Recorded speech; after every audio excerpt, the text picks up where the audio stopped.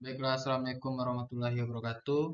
Di sini saya akan menjelaskan tugas saya, yaitu tugas sistem informasi pembelajaran. Yang pertama, saya akan memperkenalkan diri dulu. Nama saya Randi Putra, BP 2257201138, kelas 6 SIB. Di sini materinya yaitu memahami komponen sistem komputer. Teknologi fungsi dan bagian komputer. Pendahuluannya, gambaran umum komponen komputer. Komputer terdiri dari berbagai bagian masing-masing dengan fungsi spesifik. Memahami komponen ini meningkatkan pengalaman pengguna dan membantu dalam pemecahan masalah, peningkatan atau pembangunan sistem.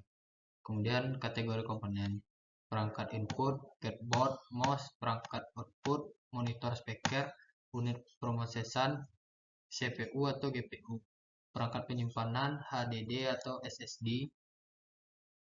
Kemudian ada antarmuka komunikasi, kartu WiFi.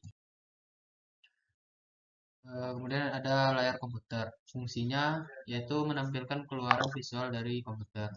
Jenis monitor, monitor CRT, layar tabung lebih besar dan berat, biasanya sudah usang.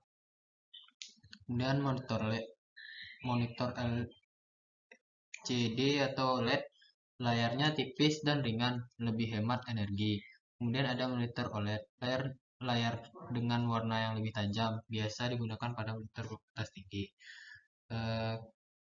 Kemudian ada matriks kualitas resolusi, diukur dalam piksel, misalnya Full HD atau 4K. Kemudian resolusi yang lebih tinggi atau gambar yang lebih jelas dan lebih detail. Di sini ada keyboard. Fungsi dari keyboard, perangkat input untuk mengetik dan perintah. Tata letak, QWERTY, tata letak yang paling umum. AZERTY, default, atau variasi untuk bahasa atau efisiensi yang berbeda. Kemudian ada tombol khusus. Tombol fungsi F1 dan F12 melakukan tugas tertentu. Tombol modifikasi Ctrl Alt Shift mengaktifkan pintasan keyboard. Yang kedua ada mouse. Fungsi dari mouse yaitu perangkat menunjuk untuk navigasi dan pemilihan. Kemudian jenisnya mouse optik, menggunakan cahaya untuk mendeteksi gerakan. Kemudian ada mouse laser, akurasi lebih tinggi, bekerja di permukaan lebih banyak. Kemudian ada mouse travel, memiliki bola untuk digerakkan dengan tangan, baik untuk ruangan kecil. Kemudian ada fitur tambahan, tombol bulir dan tombol samping untuk navigasi yang lebih cepat.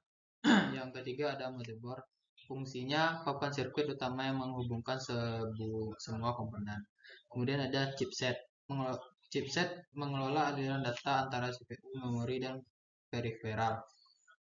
Kemudian mempengaruhi kompatibilitas dan kinerja. Selanjutnya ada slot. Berbagai slot untuk CPU, RAM, dan kartu ekspansi menentukan opsi peningkatan. Kemudian ada yang keempat, menara PC. Fungsi dari menara PC menampung dan melindungi komponen internal. Kemudian di sini ada jenisnya. Jenisnya yang pertama ada mini tower untuk sistem kompak. Kemudian mil tower, ukuran standar untuk desktop. Kemudian ada full tower, ruangan lebih besar untuk ekspansi.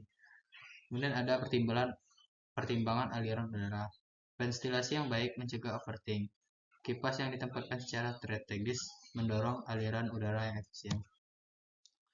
Kemudian yang kelima ada CPU unit pemrosesan pusat. Fungsinya otak komputer melakukan perhitungan dan pemrosesan. Ada metrik kinerja. Gunanya yaitu kecepatan jam diukur dalam GHz, menunjukkan siklus per detik. Kemudian ada inti dan pemrosesan. Beberapa inti memungkinkan pemrosesan beberapa tugas secara bersama. Kemudian ada kartu VGA, kartu grafis. Fungsinya menghasilkan gambar dan video, meningkatkan kinerja grafis. Dan jenisnya grafis terintegrasi, yaitu terintegrasi ke dalam CPU, cocok untuk penggunaan umum. Kemudian ada grafis khusus, lebih kuat dengan memori sendiri atau VRAM. Pentingnya VRAM, mempengaruhi kinerja dalam tugas-tugas yang memerlukan grafis aktif. Kemudian kamera web, fungsi dari kamera web yaitu menangkap video untuk komunikasi dan streaming. Metrik kualitas memiliki resolusi lebih tinggi 700p, 1080p dan 4K, menghasilkan video yang lebih jelas. Tingkat bingkai diukur dalam bingkai per detik atau FPS. Laju yang lebih tinggi memberikan pemutaran yang lebih mulus. Kemudian aplikasi digunakan dalam konferensi video, streaming, dan pembuatan konten. Kemudian ada RAM memori akses acak. Fungsinya menyimpan sementara untuk data yang sedang diproses oleh CPU. Kemudian ada kecepatan, waktu akses yang lebih cepat dibandingkan dengan perangkat penyimpanan penting untuk mengerjakan atau jalankan lebih dari satu tugas dan menjalankan aplikasi dengan lancar. Kemudian kapasitasnya diukur dalam gigabyte, lebih banyak RAM memungkinkan menjalankan lebih banyak aplikasi sekaligus tanpa melambat. Kemudian di sini ada speaker, fungsinya perangkat output yang mengeluarkan sinyal audio dari komputer. Dan jenisnya stereo, suara 2 saluran dasar.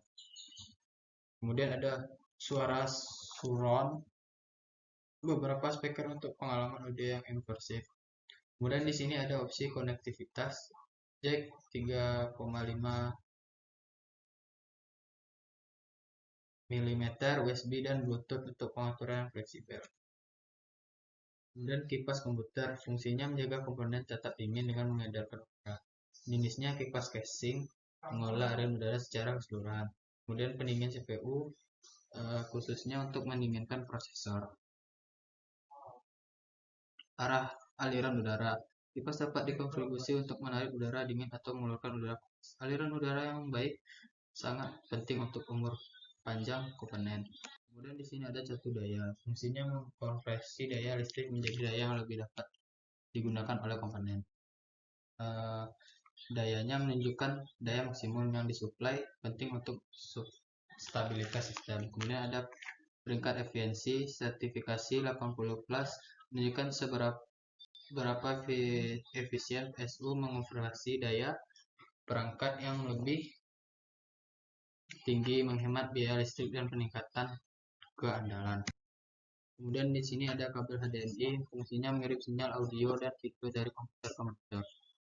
Versinya berbagai versi HDMI, yang pertama 1,4, 20 dan 21, mendukung berbagai resolusi dan laju penyegaran. Pentingnya kabel HDMI menyederhanakan koneksi dengan mentransmisikan audio dan video melalui satu kabel, mengurangi kekacauan. Kemudian ada mini VC, fungsinya komputer kompak yang dirancang untuk tugas besar. Desainnya menampung komponen penting dalam faktor bentuk yang kecil, ideal untuk ruangan terbatas. Kemudian kasus penggunaan, cocok untuk kantor kecil, pusat media, rumah, dan penelusuran web umum. Kemudian di sini ada SSD drive, pemacu wujud padat, fungsinya perangkat penyimpanan yang menggunakan memori flash untuk menyimpan data. Performa jauh lebih cepat dibandingkan HDD tradisional dalam akses data dan waktu booting. Kemudian daya tahannya tidak memiliki bagian yang bergerak, membuat SSD lebih tahan terhadap guncangan fisik dan kerusakan. Cakram keras atau HDD, fungsi perangkat penyimpanan tradisional yang menggunakan piringan berputar untuk membaca atau menulis data. Performanya lebih lambat dibandingkan SSD, terutama dalam hal akses data dan waktu booting. Kapasitasnya umumnya menawarkan kapasitas penyimpanan yang lebih besar dengan harga lebih terjangkau dibandingkan SSD ideal untuk penyimpanan dalam jumlah besar. Kemudian ada kabel VGA, fungsinya menghubungkan komputer ke monitor mentransfer sinyal video. Kemudian teknologinya standar analog lama, terutama digunakan untuk menghubungkan monitor CRT dan beberapa LCD. Kualitasnya resolusi terbatas dibandingkan dengan koneksi digital, biasanya mendukung hingga 1080 pixel. Kemudian ada kabel WLAN, antena atau WiFi, fungsinya yaitu memfasilitasi komunikasi nirkabel untuk konektivitas jaringan. Kemudian jenisnya antena internal yang dibangun di dalam perangkat atau antena eksternal untuk memperkuat sinyal.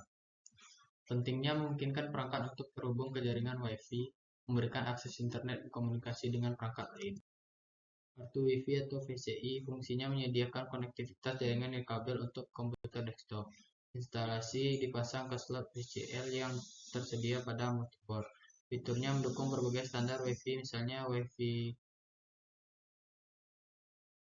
5, Wi-Fi 6 untuk kecepatan dan jangkauan yang lebih baik. Pembaca DVD. Fungsinya membaca data dari DVD dan CD. Penggunaannya umumnya digunakan untuk memutar media, menginstal perangkat lunak, dan membaca cakram data. Jenisnya ada DVD RW, dapat menulis dan menulis ulang data. Kemudian ada DVD-ROM, drive, hanya baca. Kemudian kabel DVI atau antarmuka visual digital.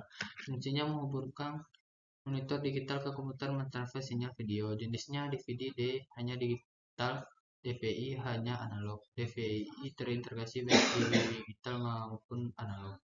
Kualitas mendukung resolusi lebih tinggi daripada VGA, biasanya hingga 1920 kali 1200 atau lebih tinggi tergantung jenisnya. Mungkin hanya itu yang dapat saya sampaikan. Kalau ada penyampaiannya yang kurang jelas, saya mohon maaf. Mungkin untuk gambar bisa dilihat gambarnya seperti ini. Mungkin hanya itu yang dapat saya sampaikan. Saya awali dengan salam dan saya akhiri dengan wabillahi taufik walhidayah. Assalamualaikum warahmatullahi wabarakatuh.